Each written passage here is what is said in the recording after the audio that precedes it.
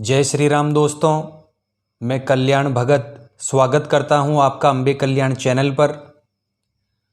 दोस्तों, दिवाली का त्यौहार बहुत ही जल्द आने वाला है। दिवाली को लेकर हमारे कई दर्शक हैं जिन्होंने सवाल पूछे थे और कुछ दर्शकों की जिज्ञासा भी थी कि गुरुजी दिवाली की रात में हमें क्या करना चाहिए। तो दोस्तों, मेरा तो यही कहना है कि दिवाली की रात आपको सोना बिल्कुल भी नहीं चाहिए। जितना हो सके भगवान का नाम स्मरण करें, नाम जप करें, अपने इष्ट देव का मंत्र जप करें। अगर आपको गुरु मंत्र मिला है तो आप गुरु मंत्र का जाप कर सकते हैं। अगर आपके इष्ट देव महादेव भगवान शिव हैं तो आप उनके मंत्र का जाप कर सकते हैं। कई व्यक्ति दिवाली की रात में घोर तांत्रिक साधनाएं भी करते हैं, लेकिन दोस्तों, तंत्र साधनाएं हर किसी व्यक्ति के लिए नहीं होती और ऐसी साधनाओं को बिना जाने पहचाने और बिना समझे, बिना किसी गुरु के नहीं करना चाहिए। तो दोस्तों, आज की इस वीडियो का मूल विषय दिवाली की रात है, जो बहुत महत्वपूर्ण होती है। दोस्तों, सबसे पहले हमें यह जान लेना चाहिए कि दिवाली का शुभ मुहूर्त क्या है। दोस्तों, प्रदोष 29 अक्टूबर मंगलवार को है और प्रदोष के दिन ही, अगर आप सभी जानते हैं, तो तेरस है। आपको 29 अक्टूबर मंगलवार को धनतेरस मनानी है। 30 तारीख को यानी बुधवार के दिन 1 बजे तक त्रयोदशी है। इसके बाद चतुर्दशी लग जाएगी। दोस्तों, कृष्ण पक्ष की चतुर्दशी का संबंध माता काली से भी है और रुद्र अवतार हनुमान जी से भी है, भैरव जी से भी है। बहुत से लोग हैं जो माता काली की साधना करते हैं, हनुमान जी की साधना करते हैं। 30 तारीख बुधवार को चतुर्दशी है और 31 अक्टूबर गुरुवार को दिवाली का त्यौहार है। कुछ लोग दिवाली की तिथि को लेकर थोड़ा असमंजस में हैं।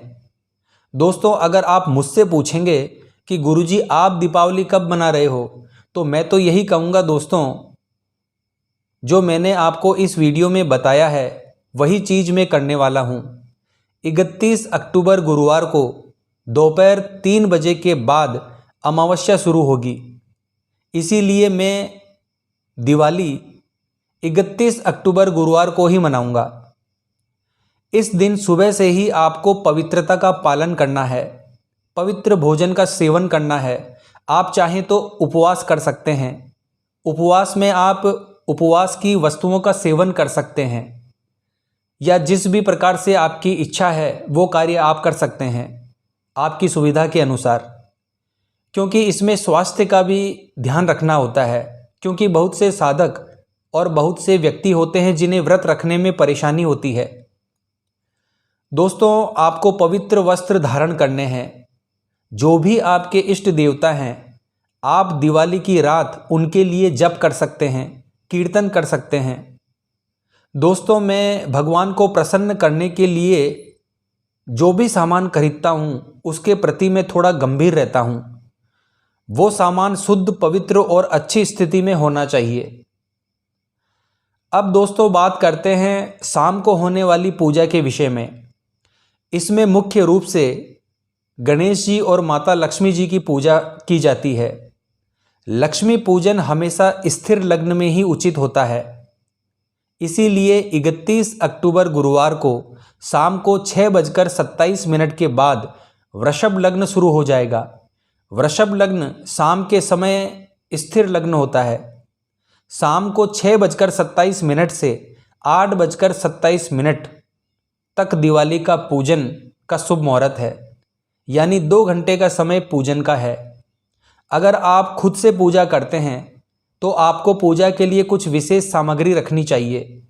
भगवान गणेश को दुर्वा घास बहुत प्रिय है, इसे अपने पास जरूर रखें।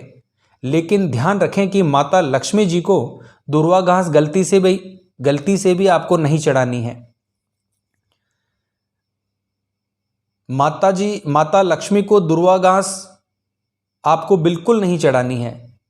माता लक्ष्मी जी को और गणेश जी को कमल का फूल जरूर चढ़ाएं और मौसम के अनुसार जो ऋतुफल हैं वो चढ़ाएं, सुपारी चढ़ाएं, सीताफल चढ़ाएं, जो माता लक्ष्मी को विशेष रूप से चढ़ाया जाता है। माता लक्ष्मी के पास ऐसा दीपक जलाएं जो रात भर जलता रहे। इसके बाद आरती करें, मंत्र पढ़ें, फूल चढ़ाएं, सर झुकाकर प्रणाम करें। आसन से उठने से पहले आचमन करके आसन के नीचे 3 बार जल छोड़ें और फिर उस जल को अपनी आँखों से लगाएं। ऐसा आपको 3 बार करना है। इसके बाद आप आसन से उठ सकते हैं। आप चाहें तो कुछ देर आतिशबाजी कर सकते हैं, और अगर आप मंत्र जाप करना चाहते हैं, नाम जाप करना चाहते हैं, तो इसके लिए आपको जल्द से जल्द बैठ जाना चाहिए। अब जानते हैं कि दूसरा स्थिर लग्न कब मिलेगा। दूसरा स्थिर लग्न आधी रात के बाद यानी 1 नवंबर को होगा। 1 नवंबर को 12:55 पर स्थिर लग्न शुरू होगा और 3:09 तक रहेगा। यह साधना का मुख्य समय है दोस्तों, शिव साधना में निषाद काल का समय बहुत महत्वपूर्ण होता है, जो मध्य रात्रि से 12 बजे से लेकर 3 बजे तक होता है। शिव महापुराण में भी इसका वर्णन किया गया है। भगवान शिव की साधना के लिए सबसे महत्वपूर्ण समय निषाद काल का होता है।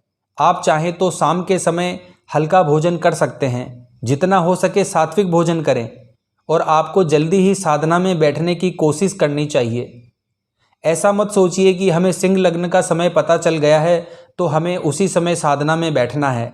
ऐसा नहीं है दोस्तों, वह साधना का मुख्य समय है, लेकिन आपको पूरी रात जागरण करना है और सुबह सूर्योदय तक मंत्र का जाप करते रहना है। अगर आप पूरी रात नहीं करना चाहते तो कम से कम निषाद काल में तो आपको करना ही है। शिव पूजा के लिए आपको अलग से दीपक जलाना है और अपना आसन उसी स्थान पर लगाकर रखना है जहां पर आपने पूजा की है। आसन पर बैठकर भगवान का थोड़ा जल आपको अपने ऊपर छिड़कना है। 3 बार आचमन करना है। उसके बाद दीपक जला लें, अक्षत पुष्प चढ़ाएं और दीपक को प्रणाम करें। दोस्तों, कोई प्रतिदिन नाम जपता है, कोई मंत्र जपता है, कोई नाम और मंत्र दोनों जपता है। अगर आपको गुरु मंत्र मिला है तो आपको उसका ही जाप करना चाहिए। बहुत से लोग पंचाक्षरी मंत्र जपते हैं। आपको शुद्ध मन से एकाग्र होकर जाप करना है। आपके मन में कोई लालच या इच्छा नहीं होनी चाहिए, कोई भौतिक आकांक्षा नहीं होनी चाहिए। आपको शांत भाव से अपनी दृष्टि आज्ञा चक्र पर टिकानी है। मंत्र जाप करते समय अपने इष्ट देव को अपने हृदय में धारण करना चाहिए और आज्ञा चक्र पर उनका दर्शन करते हुए उनका जप आपको करना है। आपको बस अपनी दृष्टि को एकाग्रता के साथ आज्ञा चक्र पर केंद्रित रखना है। बाकी सारा काम अपने आप हो जाता है दोस्तों। आपको केवल उतना ही काम करना है जितना करने में आप सक्षम हैं। आप वो सब कार्य नहीं कर सकते जो आपकी सीमा से बाहर है। और यदि किसी विशिष्ट कामना की पूर्ति के लिए आप जाप कर रहे हैं तो उसमें कोई बुराई नहीं है, लेकिन उसके लिए जप करने से पहले आपको हाथ में अक्षत, जल, पुष्प आदि लेकर संकल्प अवश्य करना चाहिए, क्योंकि कामना की पूर्ति के लिए संकल्प आवश्यक है। और यदि आप केवल अपने प्रभु की प्रसन्नता के लिए जाप कर रहे हैं, मंत्र जप कर रहे हैं, तो अगर आप संकल्प नहीं लेते हैं तो भी उसमें कोई परेशानी वाली बात नहीं है दोस्तों। और दोस्तों, अगर आपको कुछ भी नहीं आता है, कुछ भी नहीं पता है, तो आपको पूरी रात शिव रक्षा स्तोत्र का पाठ करना है। इसके अलावा अगर कोई दूसरा स्तोत्र आप पढ़ना चाहते हैं तो वो भी पढ़ सकते हैं, इसमें कोई अतिशयोक्ति नहीं है। दोस्तों, इस प्रकार का कार्य करते समय अगर आपको बीच में उठना पड़ता है किसी कारणवश, तो आसन के नीचे जल छोड़ दें और इसे अपनी आँखों पर 3 बार लगाएं। फिर आप उठ सकते हैं और कार्य होने के बाद आप फिर अपने हाथ और पैर धो लें, बिल्कुल शुद्ध हो जाएं और फिर बैठकर फिर अपने आप को शुद्ध करें, अपने ऊपर जल छिड़कें और 3 बार आचमन करें। तो इस तरह से आप सूर्योदय तक अपनी साधना को निरंतर रख सकते हैं। लेकिन एक चीज़ आपको ध्यान देनी है दोस्तों, आपका दीपक जलते रहना चाहिए और सुबह के समय अपने द्वारा किए गए मंत्र जाप आदि को आप प्रभु को समर्पित करने के बाद उठ सकते हैं। इस तरह से दिवाली पर आपका रात्रि जागरण, मंत्र जाप या नाम जाप बहुत ही सरल तरीके से हो जाएगा। तो आशा करता हूँ दोस्तों आज की यह जानकारी आपके लिए उपयोगी साबित होगी। तो जय श्री हरि, जय माँ लक्ष्मी बोलना पड़ेगा दोस्तों। मिलते हैं इसी प्रकार की आध्यात्मिक वीडियो के साथ। जय माँ अम्बे, जय श्री कल्याण।